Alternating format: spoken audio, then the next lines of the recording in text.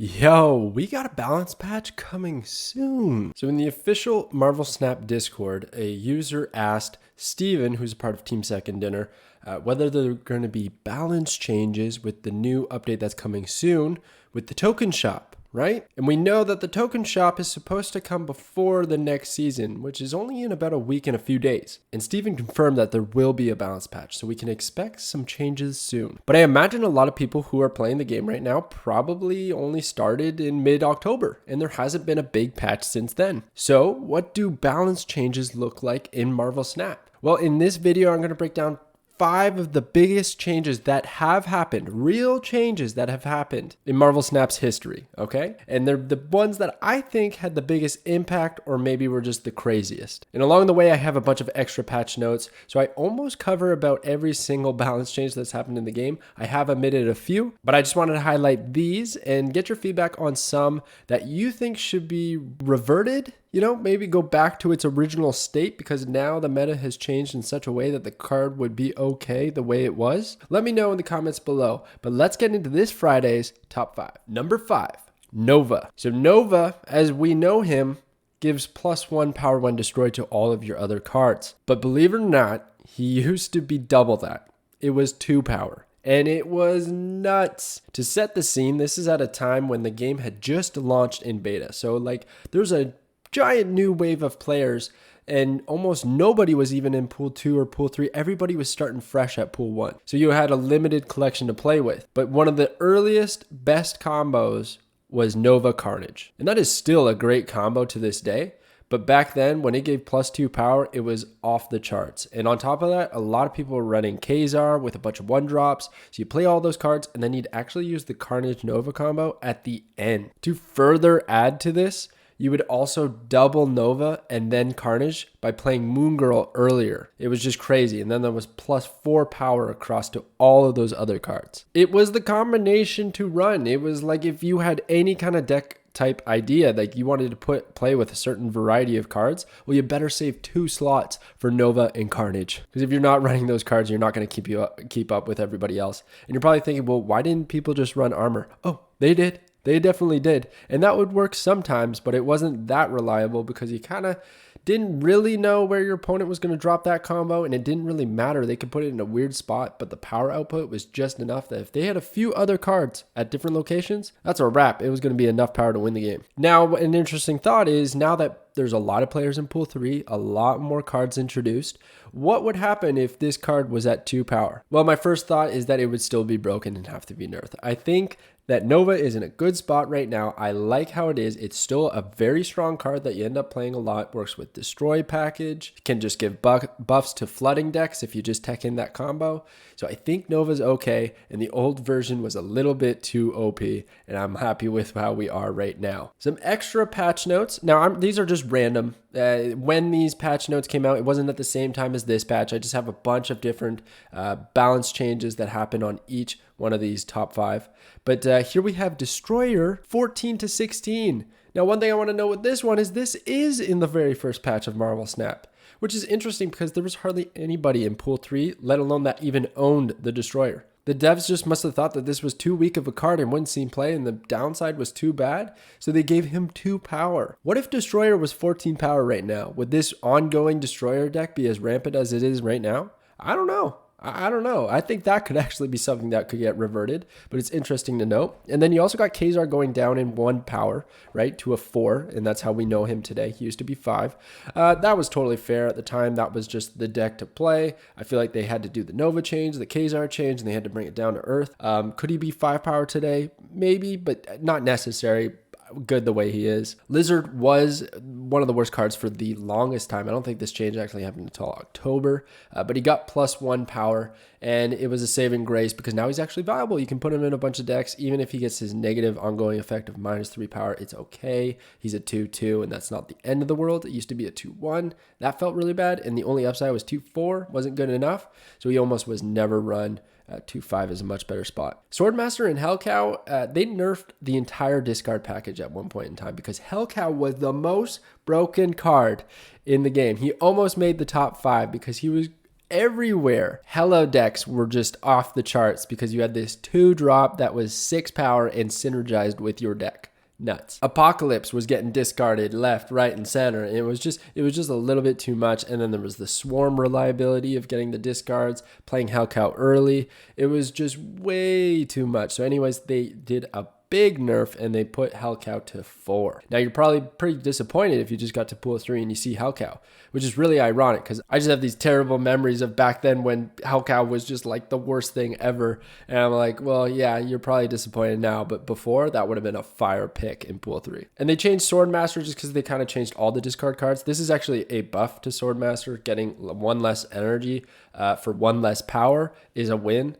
But so that was pretty cool. But overall, I think the discard package is in a little bit of a healthier spot. If anything, could maybe use some buffs here and there, but in a much, much better spot with the cow the way it is. Number 4, Okoye. So Okoye has had quite a few changes, and the only card in this top 5 that had 1 change is Nova. So every card after this has had a few iterations. And these adjustments were a bit wild, up and down, and they had their own reasoning for it. So originally, Okoye was a 2-cost, 1 power, right? So 1 less power than we know her today. On reveal, give every card in your deck plus 2 power. Noticing a trend here? Giving plus 2 power in Marvel Snap is a powerful effect, especially when it's a wide buff. So when I say wide, I mean your entire deck, your entire hand, which we'll get to in a second, your entire board. Like that's just a lot of power. So, you know, they thought, okay, well, this maybe is too much. And at the time wasn't even played that much. But when it was a bit out of hand. So they changed it. But in a buff, because they changed Okoye to 1. She was then a 1 cost, 1 power on reveal. Give every card in your deck plus 1 power.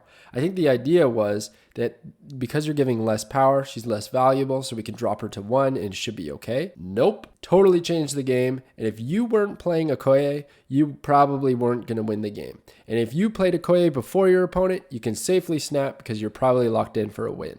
That's how the meta kind of developed. Now, I'm exaggerating a little bit, but it was a big, big swing. And they quickly changed Okoye shortly after this to the current version that we know her now, which is 2 cost, 2 power on reveal. Give every card in your deck plus 1 power. In my opinion, this is the way she should be. It works. It helps certain decks, but you're not teching it into every single situation. So some of the extras here are pretty interesting. So you got America Chavez. She used to be 10 power. Now, out of all of the ones that I'm going to mention here today, I think this is one that could get reverted ASAP. Once she dropped to 9 power, it was for 2 reasons, actually. So one, she was run a lot and she was a pretty good card and, you know, like thinning the deck for this power, it was a bit much. But the real reason is people were playing Jubilee and then it would cheat out America Chavez because America Chavez, even though she's the last card that you draw on turn 6, she rests on the top of your deck throughout the whole game. And Jubilee used to read, pull the top card of your deck to this location, which was nuts because it was like almost guaranteed to pull America Chavez every time. That was 10 power, Jubilee's 1 power. That was an 11 power turn 4 play. It was super frustrating. I really hated it. It triggered me a lot. But they ended up changing it. And they changed not only America Chavez to have 1 less power, but they made it so that Jubilee wouldn't pull the top card of your deck. It just became a random card from your deck. So yeah, it was pretty wild. It was an interesting time in Marvel Snap's history. Then you also have Scarlet Witch going from a 1-2 to the 2-3 that we know her today. Believe it or not, 1-2, like that would be a really, really good card. You'd see location change-ups a lot more, I think, in your games because it'd be easy to run, and then you could just get rid of those negatively affecting locations that are ruining your deck archetype but benefiting your opponents. So that would have been a tech option for days. But now that she's a 2-3, I think she just sees a little bit less because it's a little bit clunky and you don't really want to spend the energy on her. Still a good card though. I'm not knocking her down. She's still a good card. And then Scorpion used to be a really bad card. But how often do you see Scorpion nowadays? A lot. Because now he's a 2-2. It's a lot easier to play, but not only is it easier to play, it affects more cards in your opponent's hand because it comes out early and swipes all those cards that they probably haven't been able to play yet. Strong Guy used to be a 2-3, one of the better cards in the games. He still had his same effect of getting +6 power if your hand was empty. So that was 9 power for 2. And it was pretty easy to dump your hand when Strong Guy only costs 2. If it's like turn 6 or 5, you can still play those other cards along with Strong Guy. It wasn't as awkward. So they increased his cost by 2, which was a huge nerf. They gave him 1 power, but that didn't really matter, right? 10 to 9 doesn't matter too much. And now he's just way awkward and you don't see him nearly as much anymore. He can still have his plays. Don't get me wrong. He can still be a decent card, but you actually have to build a deck around it, and you probably have to play him earlier than the final turn, or else you're in a tight spot. Number 3, Nakia. Another Wakandan warrior. What's going on here? These cards that give power, they're always going to be a bit of a problem and need to be finely tuned. And unfortunately, Nakia went from being the top card to rock bottom, and you probably never see this card played anymore for a variety of reasons. But believe it or not, this was run in almost every deck in summertime Marvel Snap history. So originally, Nakia would give every single one of those cards in your hand +2 power. Now, of course, you play Nakia, so the max benefit is 12 power. You have 6 cards in your hand, and then you get +2 for each of those. Really, really good. You could even maybe find ways to like add cards to your hand or something like that, but essentially it's always like a 12 power buff. And even if you only hit 3 or 4 cards, it was fine. And think about all of those cards that benefit from getting buffs and you didn't have to worry about targeting them, right? Like Mr. Sinister, Brood, all those kinds of things. If this was in the game today, it would be absolutely nuts. We could not allow it because of Black Panther. It's still a good combination with Black Panther, but because of the conditions that have been set on this card, it's not as reliable, and you end up kind of omitting Nakia from your deck and just choosing something else a little bit more reliable. So what they ended up doing is they changed her twice. The first change was so that only 2 cards in your hand got +2 power. And honestly, I thought this was fine. I was like, okay, well, that's a huge nerf because now she's only giving 4 power, which means that's a 5 power for 3 cost. Right? We can be done. No, they took it a step further and then they went, no, you know what? Actually, only the leftmost cards, the 2 leftmost. And this change, okay, I think it's a buff. I put it as a nerf because a lot of people seem to think it's a nerf, but I think it's a buff, okay? And I know I haven't read, but in my mind, I say this is green because now I can kind of target those cards. And if I just play accordingly, then I know what I have to do. And then I know the cards that are going to get the buffs. I thought this was huge. I was excited for Nakia when I saw this change, but she still doesn't see play. So that's why I kind of kept it red because clearly it's not working out for her. But what do you do? What do you do? Do you put her back to her old way? No, that was way too broken. Do you make it so that it's 3 cards get extra power? Maybe 3 or 4 cards get +1 power? Maybe go the Nova route where she gives all the cards, but it's only +1. I don't know. I do think she needs something, and we can't get too convoluted with this. I don't want to add more text. I think just making it simpler, almost take out the leftmost and make it +1 power could be a good idea. Or maybe that's too powerful. I don't know. Maybe we'd have to increase her cost then. Lots to speculate about, but let me know. In the extras, we got Thor. So Thor was a 4/6 when he was the season pass card. And since then, he's been buffed. He didn't really see a whole lot of play. So they dropped his energy by 1, and then they dropped his power by 2. But that wasn't a big deal because you get Mjolnir out. And if you can play Thor earlier, then you get Mjolnir in the deck earlier, and then a better chance of drawing it or finding a way to tech it out. So this was a huge buff, and it's really worked out for Thor. He sees a lot more play now. But gosh, one of the biggest ones was Blue Marvel going to 5. Whoa. That was in one of the most recent patches. It was right before launch. But Blue Marvel used to be a 6 cost 4 power. Hardly saw play. It wasn't a bad option, but it was just kind of meh. It didn't really get you over the hump that you needed to beat some opponents' big power totals. But now that he comes out at 5, you can stack Onslaught, or you can just do something else on your turn 6 and still get that wide buff on turn 5. Like, he is so much better than he used to be. And the 1 power on himself does not matter at all. If anything, he works deliciously with Cerebro 2 decks now because he buffs them all to 3. He's 3 himself, gets the benefit from Cerebro, and you're having a fun time with your helmet on Blue Marvel. Arrow got buffed, and honestly, I think in hindsight, they could have not done this because we're starting to discover that Arrow's one of the better cards in the game. 5/6 to a 5/8 +2 power, huge change actually. Like, she's pulling things over there. She's got to hold her own in some scenarios, but usually the best utility for Arrow is to pull the cards on turn 6 away from your locations that are stacked with power so that you can win the game. So did she need this buff? Probably not. Do I want it reverted? Certainly not. I'm fine with how she is now. Spider-Woman got a bit of a rework. She ended up costing 1 more, but then she got +3 power. This was actually pretty good because it was a bit underwhelming when she was a 4/4 because the earlier you play Spider-Woman, the less chance there's more cards there. And you want more cards on your opponent's side to get that negative debuff, right? So Spider-Woman can come out on 5 5, have a little bit more power on her own right, hold her own while giving those debuffs. If you hit 4, right, that's essentially like a 5 for 11. Pretty good value, but still I haven't really seen a lot of Spire Woman, which is too bad. I would like to see this card a little bit more. And then lastly, Bishop went down 1 power, which is kind of a big deal because he gets +1 power for each card you play. So now that's essentially you have to play 1 extra card just to get him back to the same power totals that you used to get him to. And this is a pool 1 card that people kind of rely on. So I was a bit disappointed with this nerf, and this is something that I think they could revert. Number 2, Devil Dinosaur. Holy smokes, the dino has been through it, hasn't he? He's had quite a few changes here. I had a friend reach out to me who just started playing and is loving the game. And he's like, wow, Devil Dinosaur is the best card in the game. Look at this card. It gets the crazy power. I got like a 15 power Devil Dinosaur. This is nuts.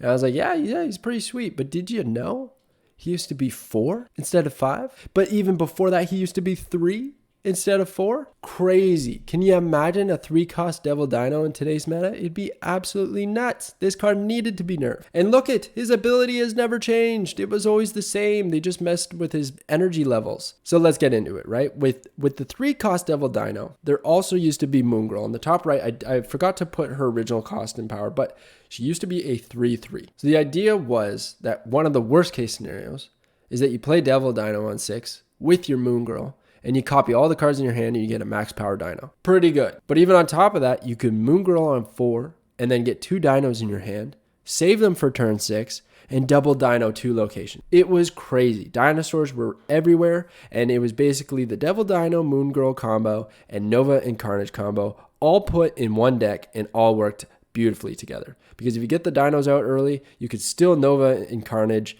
and you just destroy, get a bunch of extra power to the dinos, and it was nuts. So let's go through the old editions here because there was quite a few changes. So the original was 3 cost 0 power. And then Moon Girl was 3 and 3. And then in the same patch, they nerfed Moon Girl to 4 and 4 and Devil Dino to a 4 cost. Okay, great. Now I can't do them, but I can't play them on the same turn. And the only way I can really make it work if I want 2 dinos out there is if I play Moon Girl on 4, I Devil Dino on 5, Devil Dino on 6, which isn't a bad strategy. Keeps the cards alive and it nerfs those crazy combinations. Okay, we're okay. No, we're not okay. We're not okay because eventually players got to pool 3. And once they started collecting a bunch of cards in pool 3, Mr. Negative came into play. And he came in a big way.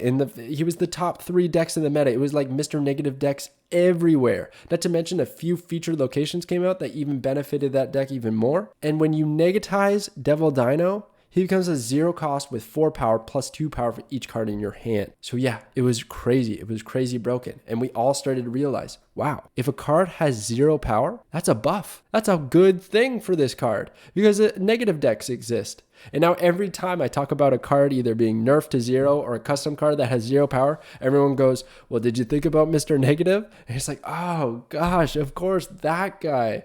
I'm even talking about him now, and I'm not even at his top 5 moment. Like, gosh, what a card. But Devil Dino then became a 5/3.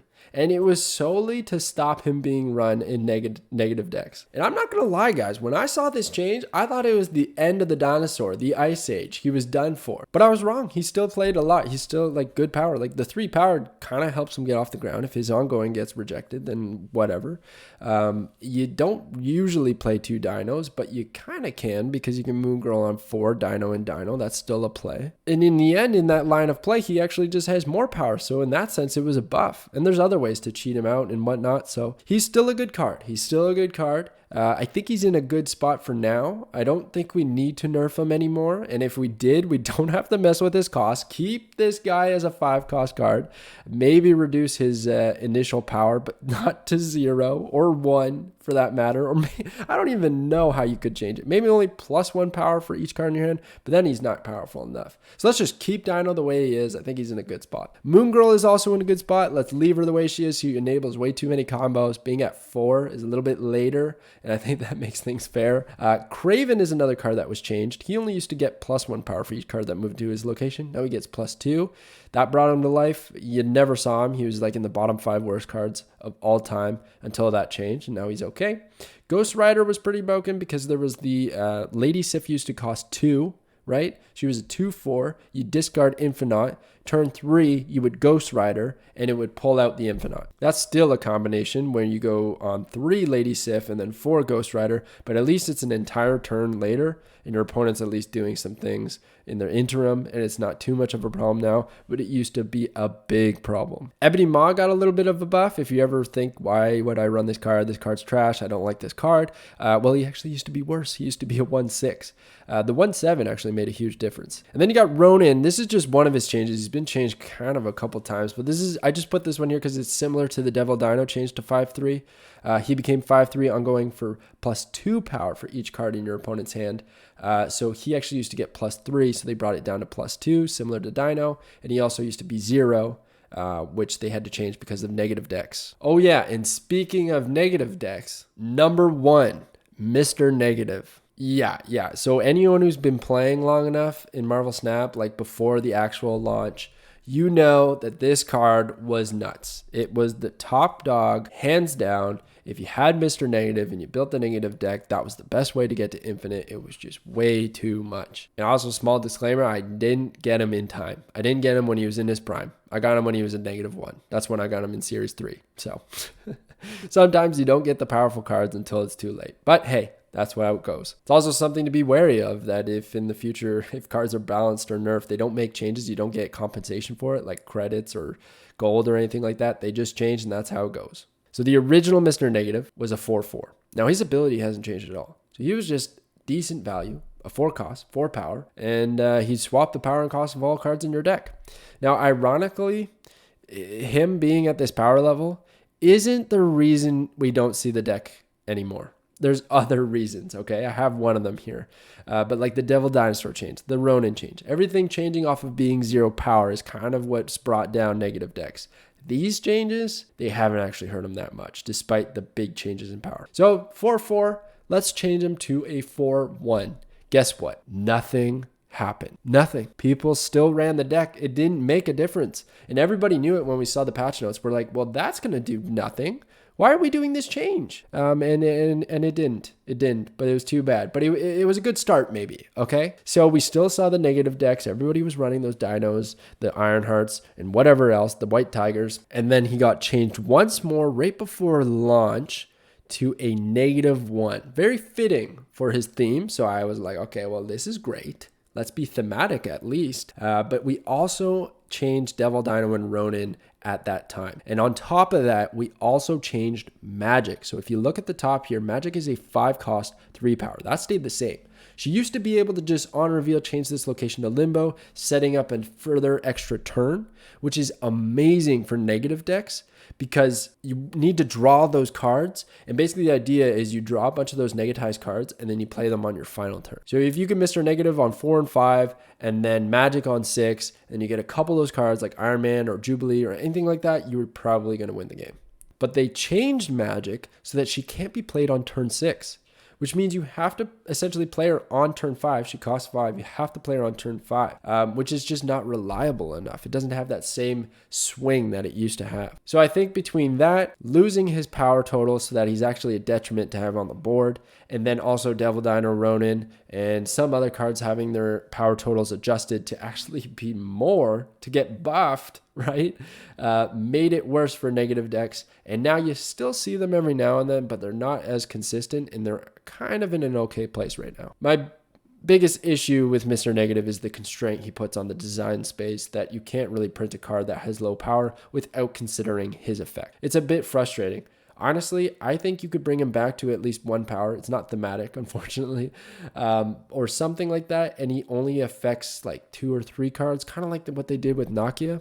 He only negatizes like a few cards in your deck so that maybe you draw them. You could even greatly reduce his cost at that point, because then it's just RNG whether you draw them or not. And maybe you incentivize a draw deck where you have to draw with negative and stuff like that to make sure you get those negativized cards.